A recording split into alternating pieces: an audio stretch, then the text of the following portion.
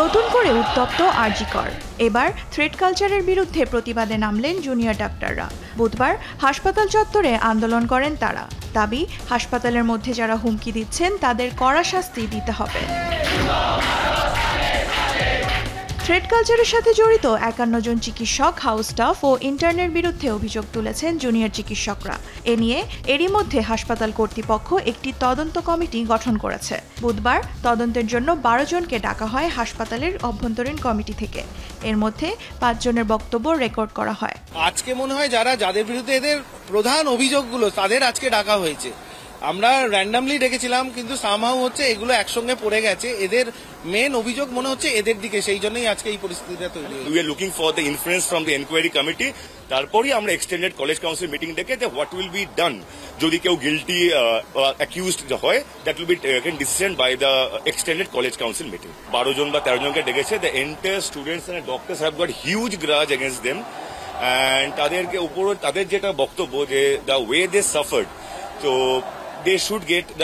এরই মধ্যে অভিযুক্তদের নামের তালিকা প্রকাশ করেছে হাসপাতালের অভ্যন্তরীণ কমিটি, যার মধ্যে বেশিরভাগই চিকিৎসক। এছাড়াও রয়েছে আরজি করের সাবেক অধ্যক্ষ সন্দীপ ঘোষ ঘনিষ্ঠ আশিস পান্ডে ও ইন্টার্ন ডাক্তার সারিফ হাসানও।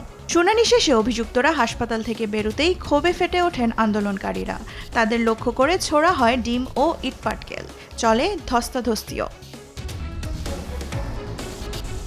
তবে অবাক করার বিষয় হলো, যখন সব মেডিকেলেই থ্রেড কালচারের অভিযোগ উঠেছে, তারপরও সরকারের হেভিওয়েট মন্ত্রী এ থ্রেড সংস্কৃতিকে বিশেষ গুরুত্ব দিতে নারাজ। কোনো থ্রেড কালচার নেই।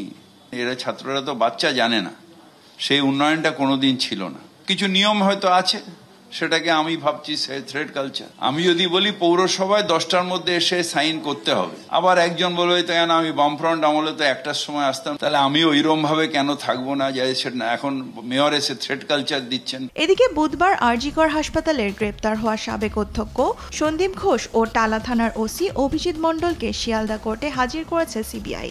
সিবিআইয়ের দাবি, চিকিৎসক ধর্ষণ ও হত্যাকাণ্ডের তথ্য প্রমাণ লোপাট করা হয়েছে টালা থানায়, যার সাথে জড়িত ছিলেন ওসি অভিজিৎ নিজেই। এ সংক্রান্ত প্রমাণও জোগাড় করছেন তারা। দেওয়ান মুবাশশিরা হোসেন, নিউজ ডেস্ক, দেশ টিভি।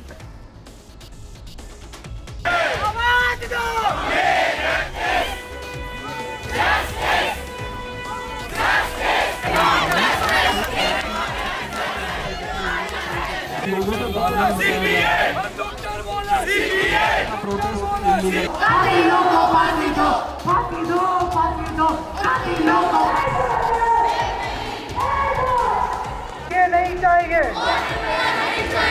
जो नहीं